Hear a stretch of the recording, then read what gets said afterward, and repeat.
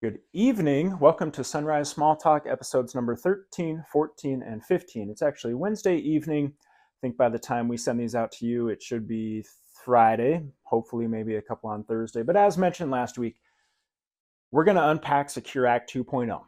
There's going to be a lot that's relevant to you. There's going to be a lot that's not so relevant to you. So rather than putting it all in one long video, I'm going to do it in 3 separate segments this week.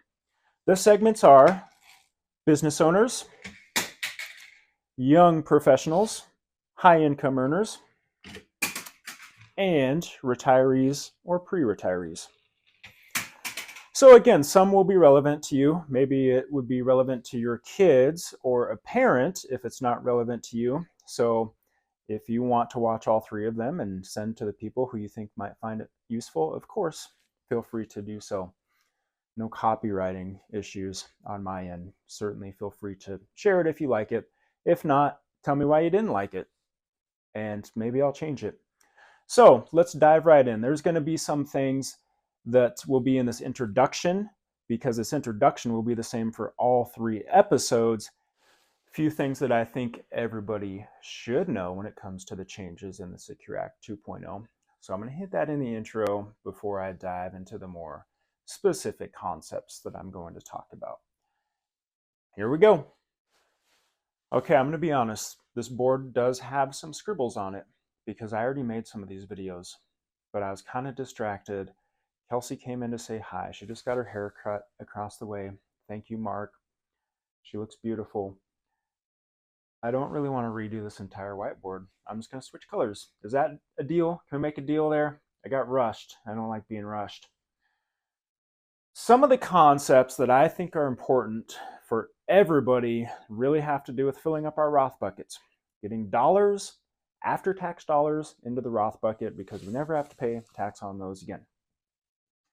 Quick disclaimer, of course, everything I'm talking about should be verified with your CPA or accountant.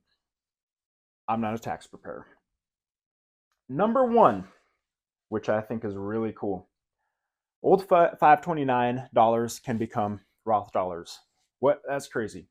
So I've been funding my kids' college. I don't have kids. This is a metaphor. I've been funding my kids' college for 18 years. They get scholarships and we have no use for the 529 money. Well, that money can now be put into a Roth IRA for the beneficiary, which would be whichever kid it was assigned to. Cool thing about 529s is beneficiaries can be changed. So that could become my Roth.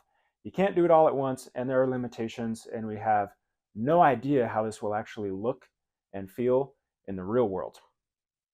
That's going to be a common theme throughout these videos.